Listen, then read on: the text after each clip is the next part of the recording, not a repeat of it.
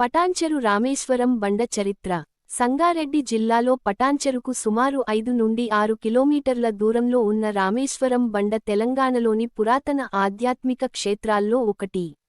ఈ ప్రాంతంలో శ్రీ లక్ష్మీ నరసింహస్వామి, రంగనాథస్వామి, శివాలయం, రామాలయం, కాలభైరవ ఆలయం వంటి అనేక దేవాలయాలు ఒకే కొండపై ఉన్నాయి.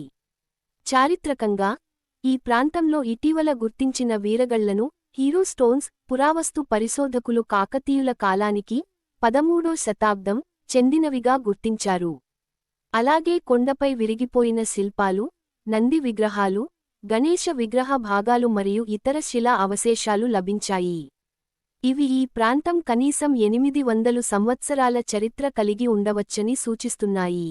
స్థానిక స్థలపురాణం ప్రకారం గ్రామస్థులు ఒక చెరువులో శ్రీ లక్ష్మీ నరసింహస్వామి మరియు శ్రీ రంగనాథస్వామి ప్రాచీన విగ్రహాలను కనుగొనగా వాటిని కొండపై ప్రతిష్ఠించి ఆలయాన్ని అభివృద్ధి చేశారు. ప్రస్తుతం కనిపిస్తున్న ఆలయ నిర్మాణం సుమారు 300 సంవత్సరాల క్రితం విస్తరించబడినదిగా స్థానిక సంప్రదాయం చెబుతోంది. ప్రతి సంవత్సరం మాఘ పౌర్ణమి జాతర మరియు దత్త జయంతి సందర్భంగా వేలాది మంది భక్తులు ఈ క్షేత్రాన్ని దర్శించుకుంటారు.